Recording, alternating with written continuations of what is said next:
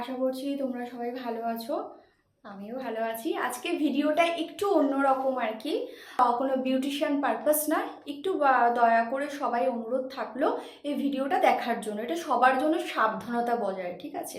তো আমি আজকে একটা এমন স্টুডেন্টের কথা বলবো, সে হচ্ছে নাম সঙ্গীতা বিশ্বাস, এসছে মসলন্দপুর ব্রাহ্মণ পাড়া থেকে, ঠিক আছে?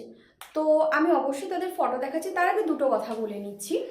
কি হয়েছে, দীর্ঘ আমার স্টুডেন্টরা রয়েছে, দীর্ঘ মাস যাবৎ এদের সাথে কোর্স করেছে, ভালো কথা।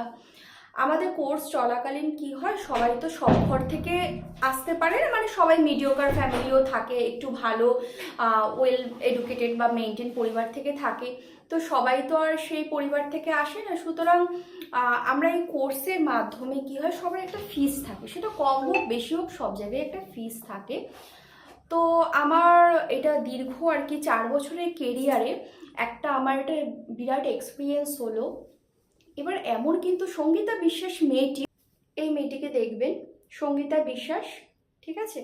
তো এই মেয়েটি আমাকে এইভাবে এই জন্য দেখাতে হচ্ছে, অলরেডি আমরা যত স্টুডেন্টরা রয়েছে সব ফেসবুক থেকে এদেরকে ব্লক করেছে।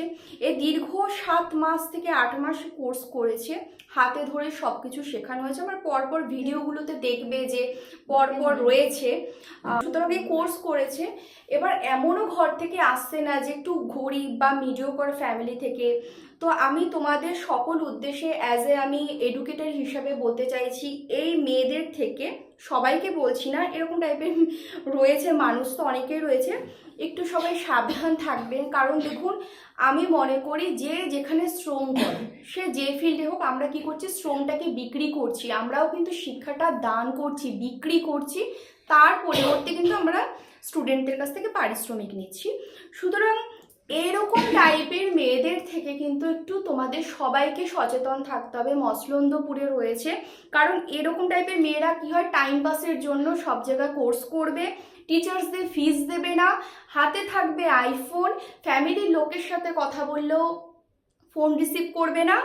ইভেন কোর্স চলাকালীন যত স্টুডেন্টরা রয়েছে তাদেরকেও কোর্স চলাকালীন খুব ভালো বন্ধুত্ব, কোর্সের পরে সবাইকে ব্লক করে দেওয়া, যাতে কেউ প্রসেস না করতে পারে। তো সুতরাং আমার কি গেল, বা আমার 50% যেটা আর কি কোর্স ফিস, সেটা তো চলে গেল, প্রোডাক্টও নিয়েছে, সেটা বড় ব্যাপার না। যাদের দক্ষতা আছে, ক্ষমতা আছে, তারা সেই ফিজের বদলে অনেকটাই আবার ইনকাম করে নেবে। কিন্তু আমরা তো এই আজকে পথে, আমরা যেসব আর্টিস্টরা রয়েছি, আমরা কি শুধু কি ইনকামের পথে বসে আছি কি? নিশা, তোমার কি মনে হয়? একদমই না, আমরা শিক্ষাটাকে, এটাকে ভালোবেসে সবাইকে কাজ করাচ্ছি। কিন্তু এদের মতো মেয়েরা কি হচ্ছে, আমাদের জায়গাটা না নষ্ট করে দিচ্ছে, অবশ্যই, তাই না? সুতরাং এদের কাছ থেকে খুব সাবধান থাকবে। এরা এরকম নানা রকম, একজনের জন্য সবার প্রতি সবাই বিশ্বাসটা নষ্ট সাফারার হয়। করছে। এরা নানা রকম কি করছে, চারি জায়গায় কি করছে, কোর্স করবে না, আজকে হবে না, কালকে হবে না, এই হবে না, সেই হবে না করে কি করবে, টিচার্সকে বিভ্রান্ত করবে, অন্যান্য মানুষদের কাছ থেকে জিনিসপত্র নেবে, তারপরে লোপাট হয়ে যাবে। সুতরাং খুব সাবধান থাকবে, এটাই আমার বলার ছিল।